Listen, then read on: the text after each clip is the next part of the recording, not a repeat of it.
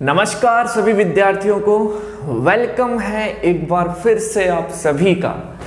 देखो विद्यार्थियों, हम राजस्थान प्रयोगशाला सहायक को लेकर यहाँ पे क्लासेस चला रहे हैं। फिजिक्स का सिलेबस मैं आपको यहाँ पे कंप्लीट सिस्टमेटिक वे से लेके चल रहा हूँ। इस सिस्टमेटिक वे में प्रीवियस वीडियो में मैंने आपको कूलॉम के नियम को लेकर डिस्कस किया था। कूलॉम के नियम के बारे में जितना कंसेप्ट बनता था वो कंसेप्ट आपको पढ़ाया था। इस वीडियो में अपन सेकंड कंसेप्ट की बात करेंगे, कूलॉम के नियम की। जैसे कि प्रीवियस वीडियो में मैंने बताया था कि कूलॉम के नियम को लेकर मैं 3 वीडियो बनाने वाला हूं। First and second video concept पर होंगे एंड थर्ड वीडियो होगा न्यूमेरिकल पर। तो सेकंड वीडियो है, इस सेकंड वीडियो में सबसे पहले मैं आपको लेके चलता हूं एक ऐसे क्वेश्चन पर जो कि इस साल बोर्ड में भी आया था और इससे पहले जो एग्जाम हुए हैं, competitive exams like defence exams या फिर आपके नर्सिंग एग्जाम्स हुए, लैब असिस्टेंट के एग्जाम्स हुए, इनमें ये क्वेश्चन आता रहता है। उसकी बात करते हैं। क्वेश्चन क्या है? देखो बच्चों, क्वेश्चन है अपने पास एप्सिलॉन नोड। पिछले वीडियो में मैंने बताया था कि एप्सिलॉन नोड क्या है। एप्सिलॉन नोड निर्वात की विद्युतशीलता है, परमिटिविटी ऑफ वैक्यूम है। क्वेश्चन है एप्सिलॉन नोड की वीमा, एप्सिलॉन नोड की वीमा क्या होगी? What is the dimension of epsilon node? ये क्वेश्चन है। तो कुछ स्टूडेंट्स जो कि बेहतर फिजिक्स जानते हैं वो बोल रहे हैं कि सर हम निकाल सकते हैं, बहुत आसान है क्वेश्चन।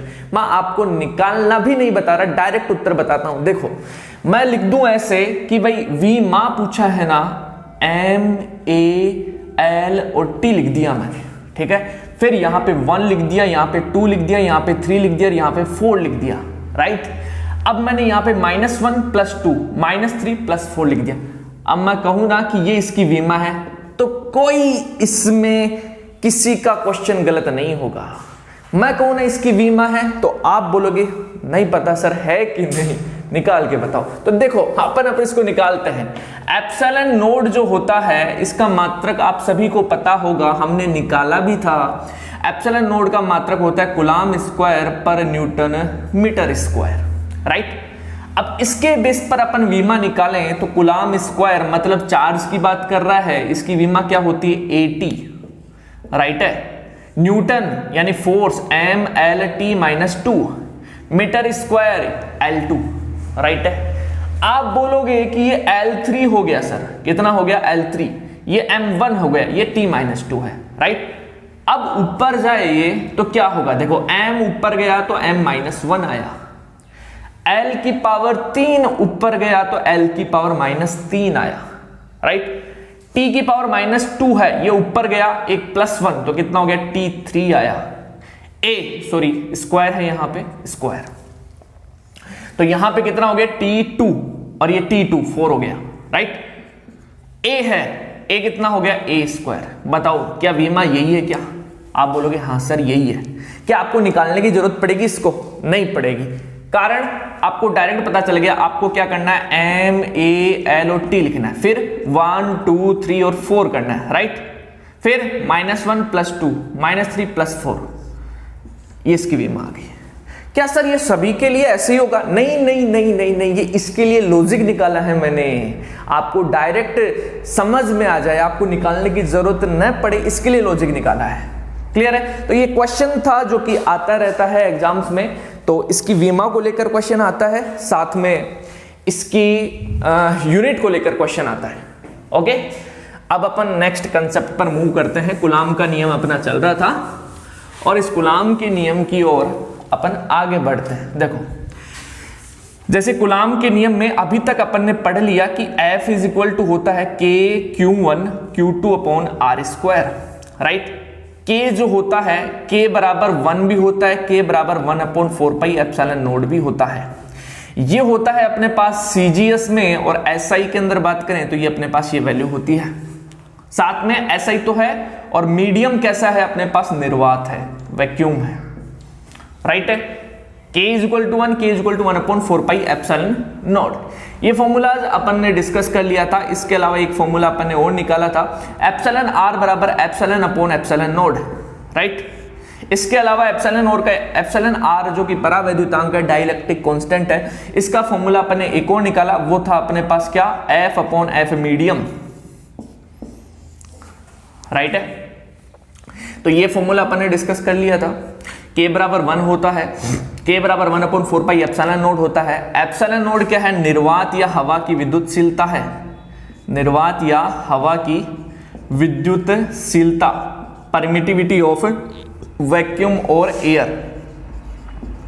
अच्छा, इसकी वैल्यू भी अपन ने निकाल ली थी, वैल्यू कितनी आई, 8.85 इंटू 10 टू द पावर -12 आई थी क्या, याद मैंने करवा दिया था कि 8 है, सम संख्या है, इवन नंबर है, इसके बाद में 2 नंबर दे रखे हैं, तो 8 के बाद में सेकंड इवन नंबर कौन आएगा, तो आप बोलोगे 8 के बाद में पहला तो आएगा 10, फिर आएगा 12, तो -12, राइट है।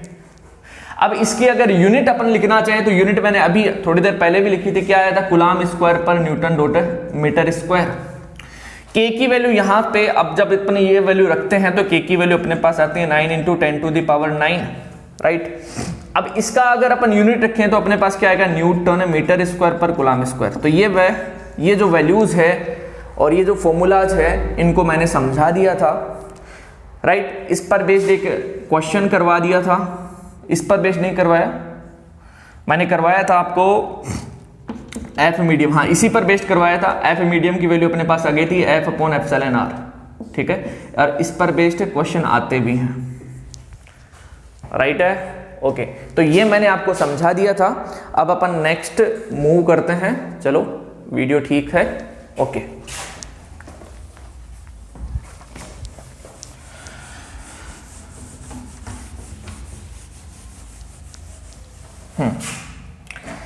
अब अपन इस वीडियो में मतलब अभी पढ़ेंगे कूलाम के नियम का वेक्टर फॉर्म, कूलाम के नियम का सदिश निरूपण।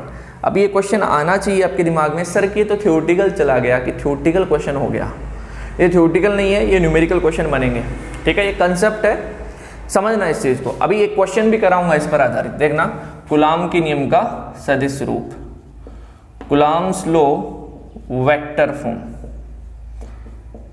कूलाम के नियम का सदिश रूप। देखो एक चीज आपको मैं बता दूं, कोई भी जो फिजिकल क्वांटिटी होती है, कोई भी अपने पास भौतिक राशि होती है, नॉर्मली उसमें दो चीजें होती हैं। एक तो होता है मैग्नीट्यूड, मैग्नीट्यूड का मतलब होता है परिमाण, और एक होता है इसकी डायरेक्शन, इसकी दिशा।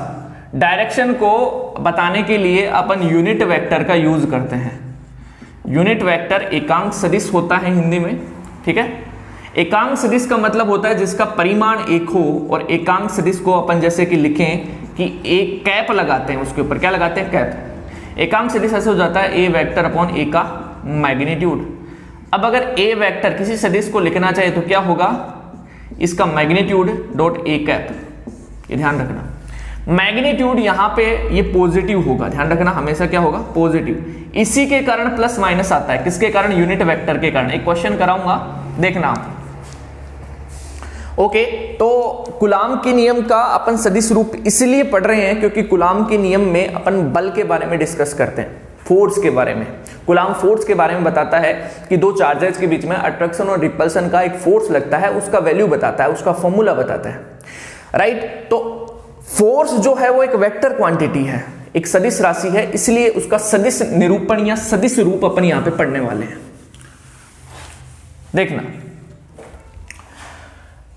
अपन ने पढ़ा था F इज इक्वल टू के Q1 Q2 upon r square. दो फॉर्मूला मैं आपको यहां पे बताता हूं। F12 ये होता है K Q1 Q2 upon R12 का स्क्वायर और R12 का कैप। एक होता है F21, ये होता है K Q1 Q2 upon R21 का स्क्वायर और R21 का कैप, ठीक है। दो फॉर्मूलाज और मैं बता देता हूं। F12 को अपन ऐसे भी लिख सकते हैं K Q1 Q2 upon R21 का स्क्वायर और R21 का कैप। मैं बताऊंगा ऐसे कब लिखा जाएगा। F21 को आप ऐसे लिख सकते हो K Q1 Q2 upon R12 का स्क्वायर और R12 का कैप। अब समझना इस बात को, अपने पास दो चार्ज हैं, एक है Q1 और एक है Q2, ठीक है। एक Q1 चार्ज है और एक चार्ज अपने पास Q2। अब अगर बात करें कि दोनों पर अपने पास जो टाइप दे रखा है, मतलब दोनों का नेचर बात करें, दोनों की प्रकृति की बात करें, तो दोनों प्लस हैं। क्या है? प्लस, मतलब समान प्रकार के हैं। तो समान प्रकार के हैं तो एक दूसरे को क्या करेंगे? रिपेल करेंगे। क्या बताओ? प्रतिकर्षित करेंगे। क्या आप बोलोगे हाँ सर प्रतिकर्षित करेंगे। ठीक है, तो Q1 Q2 पर एक बल लगाएगा और Q2 Q1 पर बल लगाएगा। Q1 Q2 को प्रतिकर्षित करेगा, Q2 Q1 को प्रतिकर्षित करेगा, Q1 Q2 को रिपेल करेगा और Q2 Q1 को रिपेल करेगा। इट मींस Q1 Q2 पर फोर्स लगाएगा, राइट। तो Q1 के द्वारा Q2 पर बल लगेगा, तो F21 क्या होता है? Force on charge Q2 due to charge Q1। ये काम की चीजें हैं, आप इसे हल्के में मत लेना, क्वेश्चन आते हैं इस पर बेस। तो ये कंसेप्ट है, समझना इस चीज को। F21 क्या है? Force on charge Q2 due to charge Q1। 21 Q2 पर फोर्स चार्ज Q1 के कारण, Q2 पर फोर्स चार्ज Q1 के कारण, राइट है। बताओ कैसा फोर्स है? रिपल्सन का। तो क्या ये अपनी तरफ आकर्षित करेगा या इसको दूर फेंकेगा? आप बोलोगे दूर फेंकेगा, तो मैं ऐसे लिख सकता हूं ये F21 होगा, राइट है। अब मैं लिखूं F12, तो F12 क्या होगा?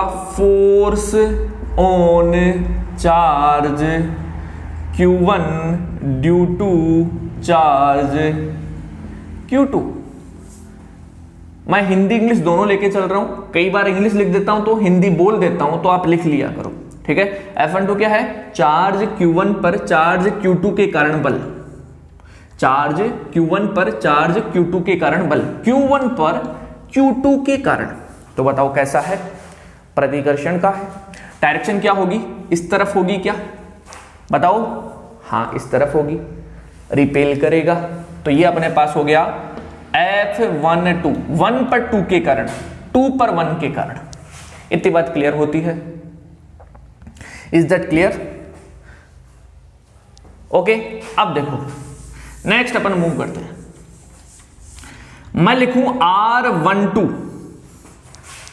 R12 होता है Q1 का स्थिति सदिश, पोजीशन वेक्टर ऑफ Q1। देखो हिंदी इंग्लिश दोनों लेके चल रहा हूं Q1 का स्थिति सदिश,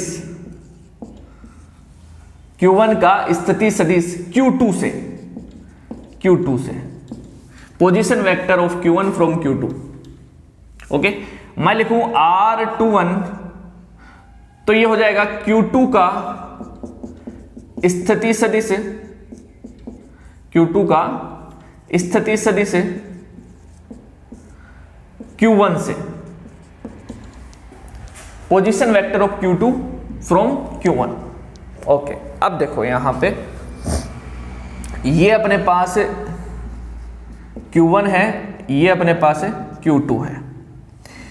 एक ओरिजिन पॉइंट अपन कंसीडर करते हैं O, जहां से अपन इसके स्थिति सदिश को लेकर डिस्कस करते हैं। जैसे Q1 का स्थिति सदिश R1 वेक्टर है और Q2 का है R2। ओके, अब अगर मैं लिखना चाहूं R12 क्या होगा, तो आप बोलोगे Q1 का स्थिति सदिश Q2 से, Q1 का स्थिति सदिश Q2 से। अब समझना, मैं लिखूं, बताओ Q1 का स्थिति सदिश क्या है, तो आप बोलोगे ओरिजिन पॉइंट से स्थिति सदिश R1। मैं बोलूं Q2 का स्थिति सदिश क्या है, आप बोलोगे ओरिजिन पॉइंट से स्थिति सदिश R2, पोजीशन वेक्टर। R12 क्या है? Q1 का स्थिति सदिश Q2 से, Q1 का पोजीशन वेक्टर Q2 से। Q1 का पोजीशन वेक्टर कहां से? Q2 से, यहां से मतलब ये हो गया अपने पास R12, राइट है। ये काम की चीजें हैं, समझ लेना। क्वेश्चन बताऊंगा अभी, देखना। एक क्वेश्चन है अपनी पुस्तक में ही, क्वेश्चन है बुक्स में, आरबीसी क्लास 12 की बुक में क्वेश्चन है, ठीक है। R12 Q1 का पोजीशन वेक्टर फ्रॉम Q2, इधर इसकी बात कर रहे हैं। कहां से? Q2 से। कहां से बात करें? उससे तीर लगाएंगे। यहां पे ओरिजिन से बात किया था तो यहां से तीर लगा दिया। अच्छा, R21 क्या होगा? आप बोलोगे Q2 का स्थिति सदिश Q1 से, R21 ठीक है। अब अगर ट्राइंगल लॉ से अपन इसको सोल्व करते हैं तो R12 की वैल्यू अपने पास आती है R1 माइनस R2 और R21 की वैल्यू आती है R2 माइनस R1। ये लो, ये भी ध्यान रखना। ये कंसेप्ट अभी कंसेप्ट चल रहा है अपना, ओके ठीक है, समझ में आ गया होगा। चलो नेक्स्ट मूव करते हैं। मिटाता हूं मैं इसको एक बार, देखना यहीं पे लिखेंगे अपन।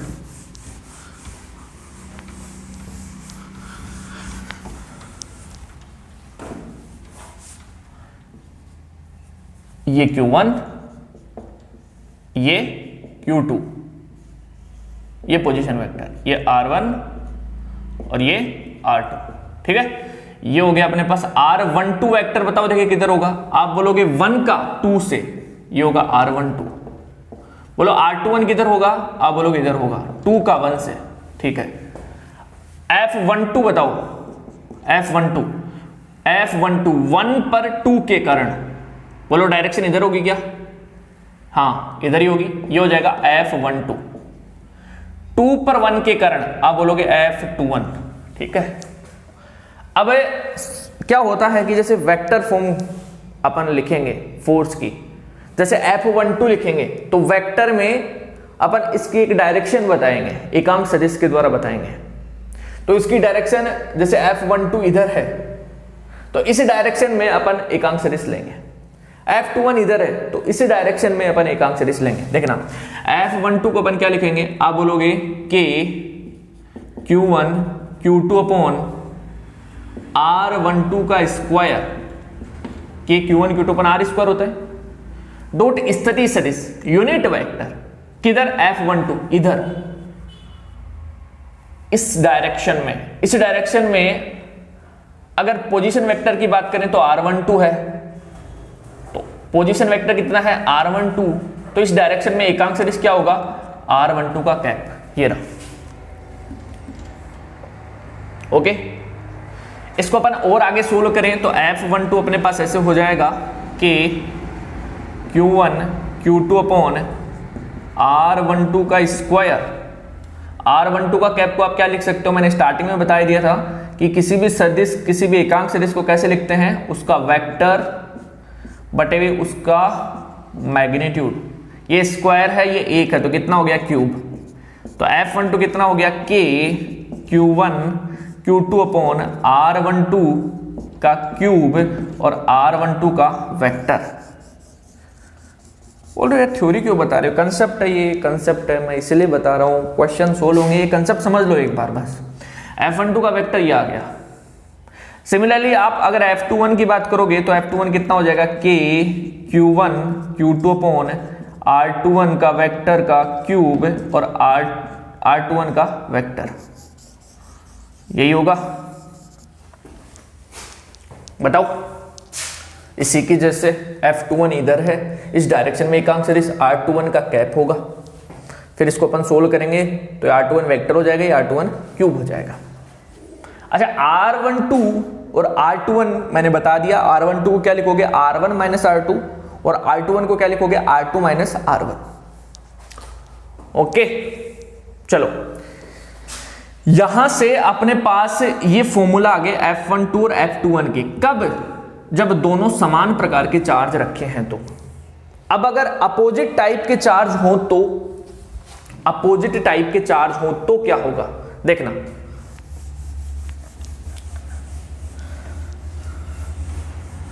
अपोजिट टाइप के चार्ज हो, विपरीत प्रकृति के अपने पास आवेश हो, कि जैसे कि एक अपने पास प्लस Q1 है और एक अपने पास माइनस Q2 है, इसी पर बेस्ड क्वेश्चन है अपने पास एक, उसी को लेकर डिस्कस करने वाले हैं।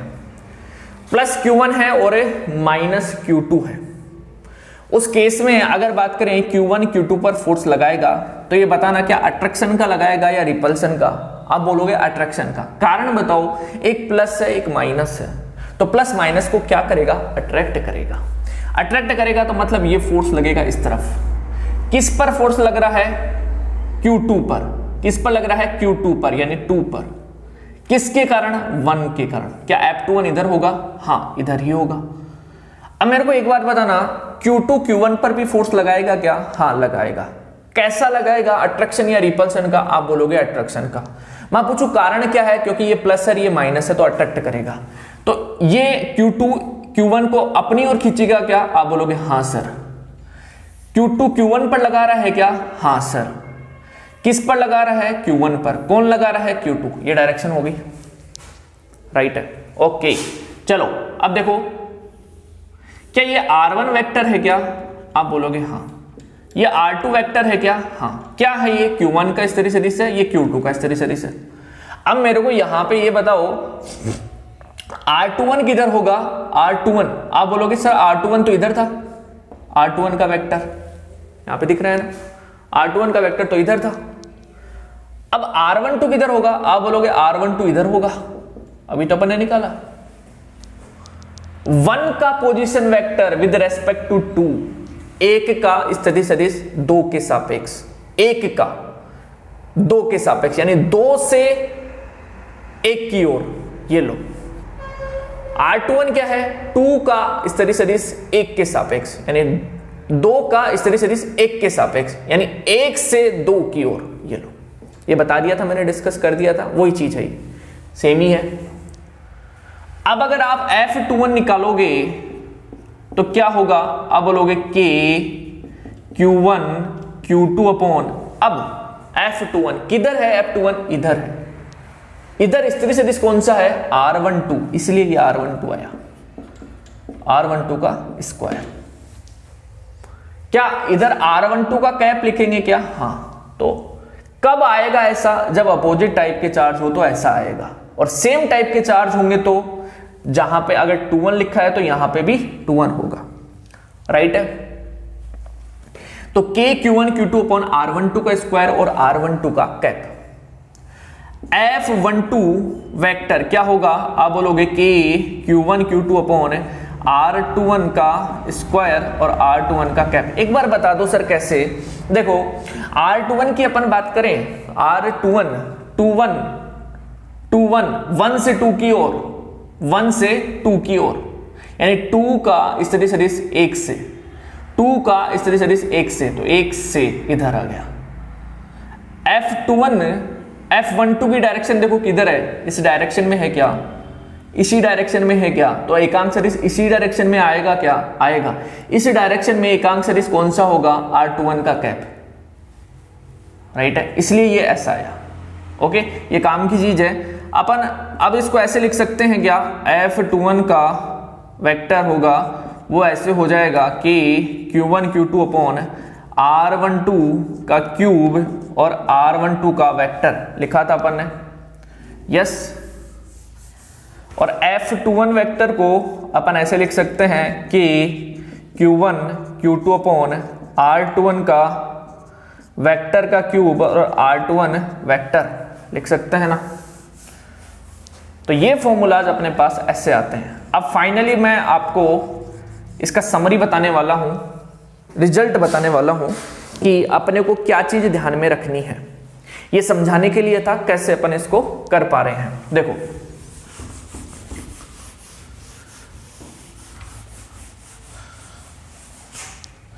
वेक्टर फॉर्म में अपने को क्या चीज ध्यान में रखना है, देखना।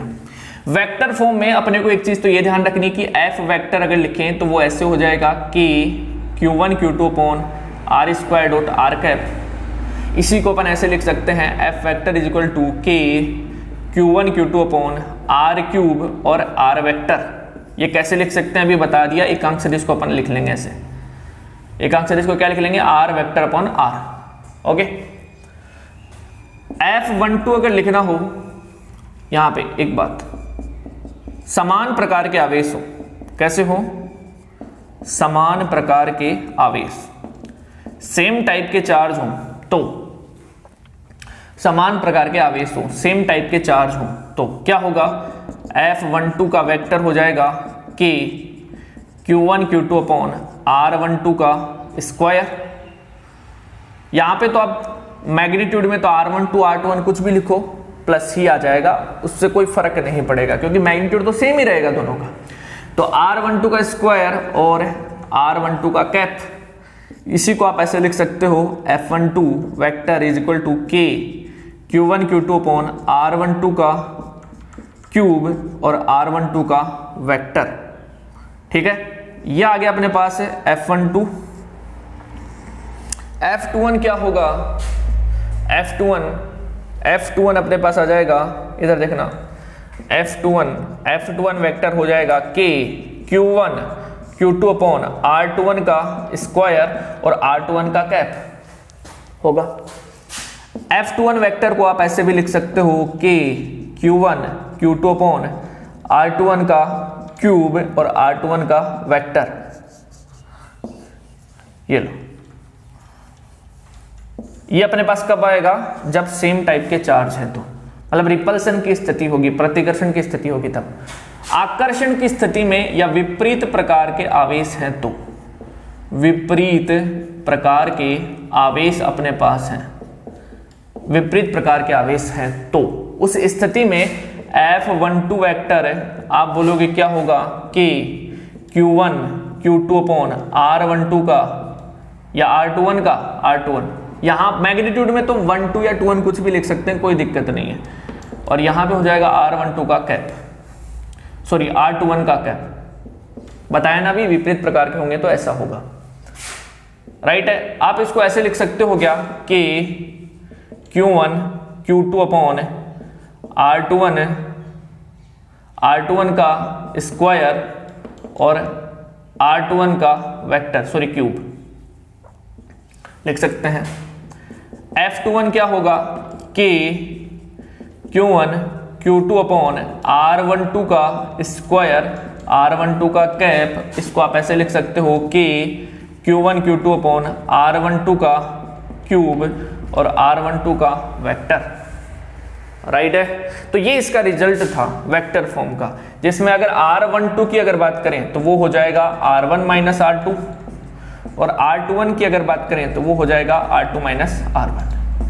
ये फॉर्मूलाज आपको ध्यान रखने हैं, मैंने रीजन भी बता दिया, कारण भी बता दिया ये कैसे आते हैं। ओके, आई होप कि आपको ये चीज समझ में आ गई होगी कि सदिश रूप में कैसे लिखा जाता है वेक्टर फॉर्म में।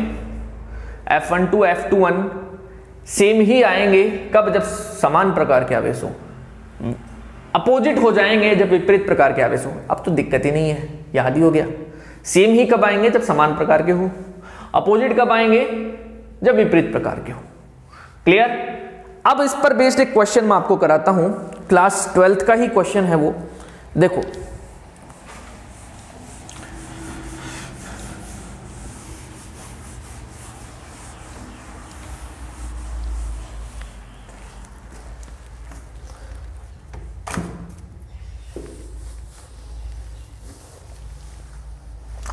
क्वेश्चन है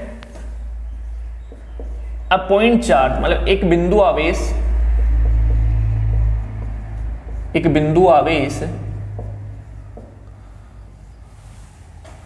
2 माइक्रोकुलम, बिंदु 1 मीटर 2 मीटर पर स्थित है। ठीक है। एक अन्य बिंदु आवेश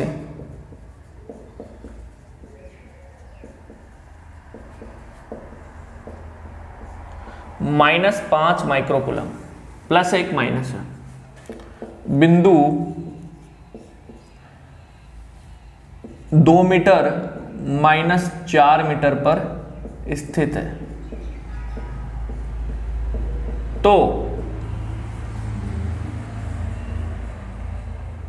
ये Q1 है और ये बोला है अन्य बिंदु आवेश, ये Q2 है।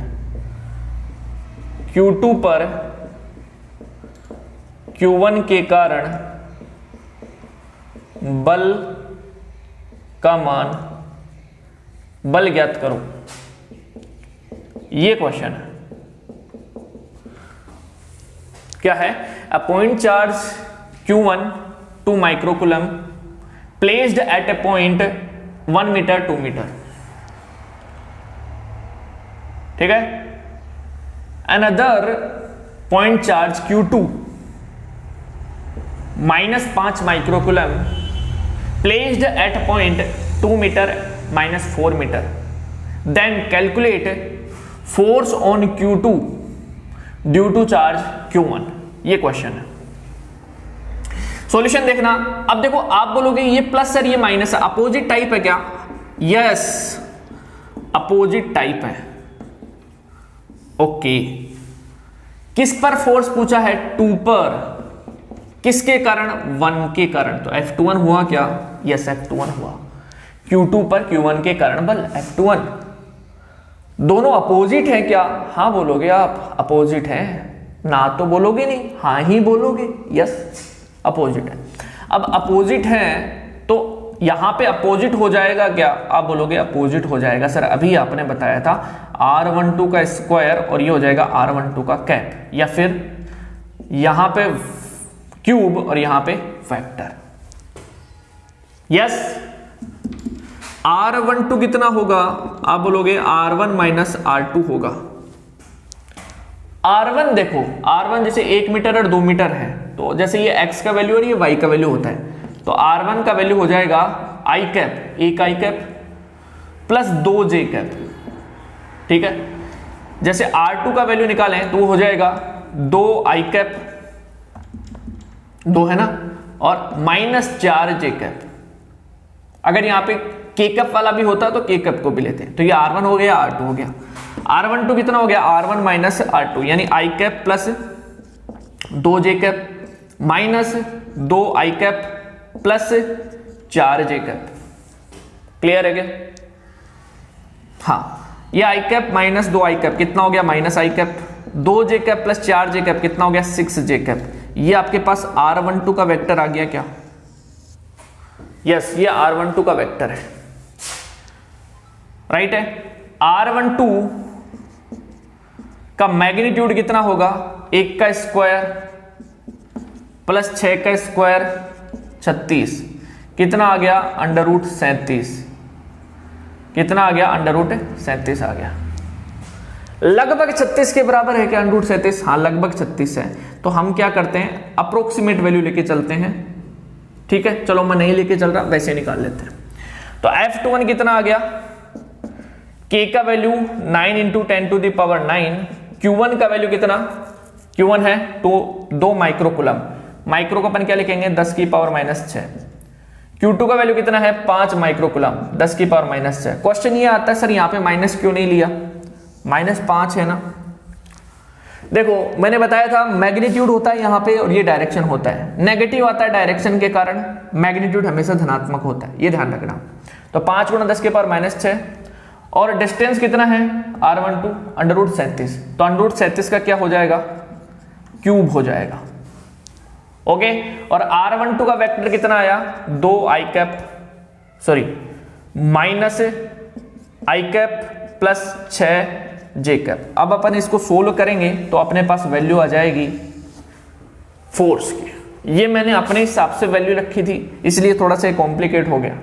अपने एग्जाम में वैल्यू ऐसी नहीं आएगी कि अपन इसका अंडर रूट नहीं निकाल पाए, ऐसी वैल्यू आएगी जिसका अंडर रूट अपन निकाल पाएंगे। राइट है, तो इस प्रकार से अपन इसको सोल्व करते हैं। अपोजिट टाइप के हैं इसलिए अपन ने अपोजिट ले लिया। अब R12 क्या होता है मैंने कंसेप्ट समझा दिया था, यह R12 होता है। राइट है, R12 निकाल लिया, R1 ये होगा, R2 ये होगा, या R12 का मैग्नीट्यूड कैसे निकलेगा? ये इसका स्क्वायर प्लस इसका स्क्वायर, ये मैग्नीट्यूड आ गया, ये F12 वेक्टर आ गया अपने पास। तो ये क्वेश्चन था वेक्टर फॉर्म पर, और भी क्वेश्चन बनते हैं लेकिन इस टाइप का क्वेश्चन अपने को आना चाहिए। ठीक है, तो ये था अपना वीडियो किस पर? Vector form of Coulomb's law पर। इससे पहले अपन ने कूलम्ब्स लॉ को लेकर डिस्कस कर लिया था, सारा जो अपने पास स्केलर फॉर्म था उसको लेकर, अब वेक्टर फॉर्म को लेकर डिस्कस कर लिया। इन द नेक्स्ट वीडियो अपन यहां पे क्वेश्चन करने वाले हैं, टॉप 20 प्रॉब्लम करेंगे जो फॉर्मूलाज अपन ने डिस्कस किए हैं, और मैं आपको बताऊंगा कि किस टाइप के क्वेश्चन आपसे पूछ सकता है। ओके, मिलते हैं नेक्स्ट वीडियो में।